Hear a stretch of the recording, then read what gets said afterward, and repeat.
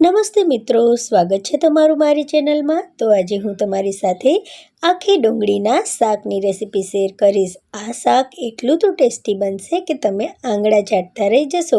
રોટલાની સાથે, પરોઠાની સાથે કે ભાખરીની સાથે પણ આ શાક ખાઈ શકાય। તો ચાલો રેસીપી શરૂ કરીએ। તો અહીંયા મેં નાની નાની ડુંગળી લીધી છે। ડુંગળીની આપણે છાલ કાઢી નાખીશું અને આ રીતે બધી ડુંગળી તૈયાર કરી લઈશું। તો ડુંગળી અહીંયા તૈયાર થઈ ગઈ છે। હવે આ ડુંગળીને આપણે બાફવાની છે। તો એ માટે આપણે આ ડુંગળીને પાણીમાં નહીં પણ વરાળમાં જ બાફીશું। તો પાણી ગરમ થઈ ગયું છે, તેના ઉપર સ્ટેન્ડ મૂકવાનું છે અને આ રીતે તેના ઉપર કાણાવાળી ડીશ રાખી અને બધી ડુંગળી રાખી દેવાની છે। હવે અહીંયા ઢાંકણને ઢાંકી અને ગેસની ફ્લેમને આપણે મીડિયમ રાખી દઈશું। 10 મિનિટમાં બધી ડુંગળી બફાઈ જશે। થાળીને ઢાંકી દઈએ। 10 મિનિટ પછી જોઈશું તો બધી ડુંગળી આપણી સરસ મજાની બફાઈ ગઈ છે। ચાકુની મદદથી ચેક કરી લઈએ કે અંદર સુધી બફાઈ ગઈ છે કે નહીં। તો ડુંગળી વઘાર કરવા માટે હવે તૈયાર થઈ ગઈ છે। આ રીતે વરાળમાં ડુંગળી બાફવાથી ડુંગળીની મીઠાશ જળવાઈ રહે છે। તો હવે આપણે આ ડીશને બહાર કાઢી અને ડુંગળીને ઠંડી થવા માટે રાખી દઈશું। હવે કઢાઈમાં મેં 4 થી 5 ચમચી જેટલું તેલ લીધું છે। તેલ અહીંયા મગફળીનું લીધું છે। હવે તેલ સરસ મજાનું ગરમ થઈ જાય પછી આપણે તેમાં અડધી ચમચી રાઈ નાખી દઈશું। રાઈ સરસ મજાની તતડી જાય પછી તેમાં અડધી ચમચી જીરું નાખી દઈશું। હવે જીરું પણ સરસ મજાનું તતડી ગયું છે તો હવે તેમાં આદુ અને લસણની પેસ્ટ નાખી દઈશું 1 ચમચી જેટલી। આદુ અને લસણ સરસ મજાનું તતડી જાય પછી આપણે તેમાં ટમેટાં નાખી દઈશું। તો અહીંયા ટમેટાં છે તે આપણે બારીક સુધારી અને નાખવાના છે। તો 2 ટમેટાં મેં અહીંયા મીડિયમ સાઇઝના નાખ્યા છે। હવે આ ટમેટાં સરસ મજાના પોચા થાય ત્યાં સુધી આપણે તેને તેલમાં જ ચલાવતા રહેવાનું છે।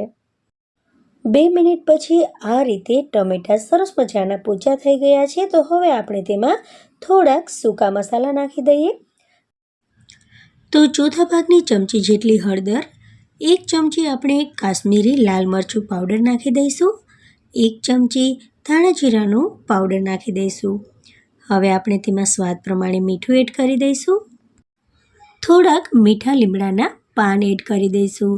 તો મીઠા લીમડાના પાન છે તે રાઈ અને જીરું નાખ્યા પછી પણ નાખી શકાય અને મને યાદ આવ્યા એટલે મેં નાખી દીધા। તેનો ટેસ્ટ પણ આવશે જ કારણ કે તેલમાં તે સરસ મજાના તેનો જે સ્વાદ છે તે છોડી દેશે। તો હવે આપણે તેમાં નાખીશું આખા પાખા ખાંડેલા સફેદ તલનો પાવડર। તો આ આખો પાખો છે, એકદમ ફાઇન પાવડર આપણે નથી કરવાનો। હવે આ તલને સરસ રીતે આપણે મિક્સ કરી લેશું। તેને પણ આપણે થોડી વાર માટે આ રીતે તેલમાં ચડવા દઈશું। હવે આપણે તેમાં નાખીશું 1 ચમચી ચણાનો લોટ। તો ચણાનો લોટ છે તેમાં થોડુંક પાણી નાખી અને આ રીતે આપણે ગ્રેવીમાં નાખી દેવાનો છે। હવે તેને સરસ રીતે મિક્સ કરવાનો છે। તો અહીંયા આપણી સરસ મજાની ગ્રેવી બની અને તૈયાર થઈ ગઈ છે। આ રીતે તમે ગ્રેવી કોઈ પણ શાકમાં બનાવી શકો છો। તો એમાં થોડુંક આપણે વધારે પાણી નાખી દઈશું કારણ કે આપણે થોડીક વધારે પાતળી ગ્રેવી જોઈએ છે। તો જે પ્રમાણે તમારે ગ્રેવી જોઈતી હોય તે પ્રમાણે પાણી એડ કરી દેવાનું। ઉપરથી તેલ છૂટું પડે પછી જ આપણે ગ્રેવીમાં પાણી એડ કરવાનું છે।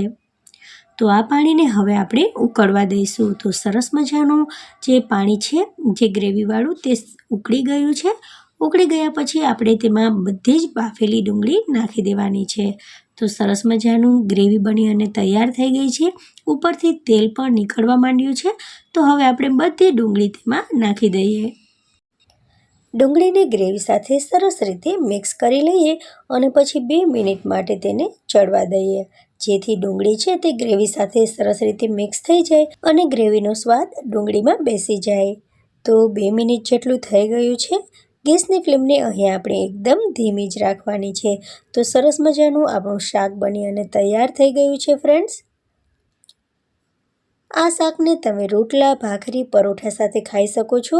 ખૂબ જ ટેસ્ટી શાક લાગે છે। મિત્રો, તમને જો આ રેસીપી બનાવવામાં કંઈ પણ તકલીફ આવે તો મને કોમેન્ટમાં જરૂરથી જણાવજો। તો હવે આ શાકને આપણે ડીશમાં સર્વ કરી લઈએ। ઉપરથી થોડીક કોથમરી તેના ઉપર સ્પ્રિંકલ કરી દઈશું। મિત્રો, તમને જો મારી આ આખી ડુંગળીના શાકની રેસીપી ગમી હોય તો તમે મારા વિડીયોને લાઇક અને શેર કરજો.